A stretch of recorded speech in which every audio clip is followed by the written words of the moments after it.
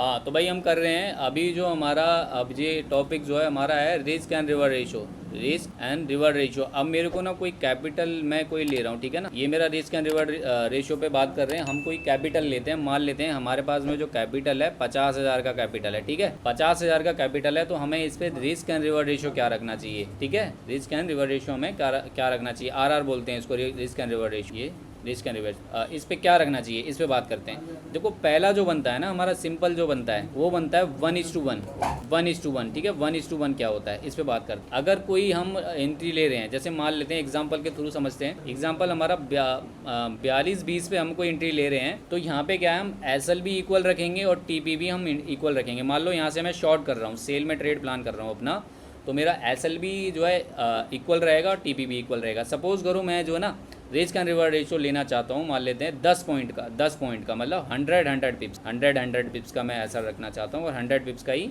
मेरा टारगेट रहेगा। तो ये हो गया 1:1 का रेशो। अब तो यहाँ पे मेरा क्या हो जाएगा, एसएल पे बात करेंगे तो मेरा मैंने सेल किया है तो एसएल जो हो जाएगा 4230, 4230 मेरा एसएल हो जाएगा। टारगेट क्या हो जाएगा मेरा, टारगेट जो हो जाएगा, टारगेट हो जाएगा हमारा 4210 मेरा टारगेट हो जाएगा। तो ये हो गया हमारा 1:1 के रिवर्ड रेशो पे बात हो गई हमारी, ये 1:1 का रिवर्ड रेशो है। अच्छा यहाँ पे अगर हम लॉट साइजिंग पे बात करते हैं तो लॉट साइजिंग क्या रहेगा, अगर मान लो लॉट साइजिंग 0.01 है तो 0.01 है तो इस पर कैसे देखेंगे, तो 0.01 है ना। अगर हम कैपिटल के हिसाब से समझे तो ये तो मैंने बता दिया पॉइंट्स के हिसाब से, अगर कैपिटल के हिसाब से समझे तो वो कैसे लगाएं। मान लो 0.01 में लगाया है आपने ट्रेड, इसी से लगाया है। आपको क्या करना पड़ेगा, अगर आप 1000 रुपये का एसएल ले रहे हो ना तो 1000 रुपये का टारगेट भी लेना पड़ेगा। तो ये था हमारा 1:1 का रेशो। अगर 1000 का एसएल ले रहे हो तो 1000 का टारगेट भी लेना पड़ेगा। तो ये हुआ हमारा 1:1 का रेशो। नेक्स्ट आता है हमारा 1:2 का रेशो। 1:2 का रेशो, ठीक है। 1:2 का रेशो क्या होता है, सपोज करो हमारा ना कोई एंट्री चल रही है, मान लेते हैं 4340 से मैं बाइंग कर रहा हूँ और मेरा ना 1:2 का रेशो रखा है। मैंने एसएल जो ले रहा हूँ इसमें मैं क्या ले रहा हूँ, वो ले रहा हूँ मैं 1 का, और यहाँ पे टीपी जो ले रहा हूँ मैं 2 का ले रहा हूँ। टीपी जो ले रहा हूँ मैं यहाँ पे 2 का ले रहा हूँ। तो यहाँ पर मेरा अभी मैंने मान के चल रहा था कि 100 पिप्स है, 100 का लेके चल रहा है। तो 100 पिप्स का तो मेरा क्या हो जाएगा, एसएल हो जाएगा। टारगेट कितना हो जाएगा मेरा, टारगेट जो हो जाएगा ना 200 पिप्स का टारगेट हो जाएगा। जैसे मैंने यहाँ पर एंट्री की, बाइंग साइड में मैंने ट्रेड लिया है, मान लेते हैं हमने बाय में ट्रेड किया, तो टारगेट क्या होगा मेरा और एसएल क्या होगा।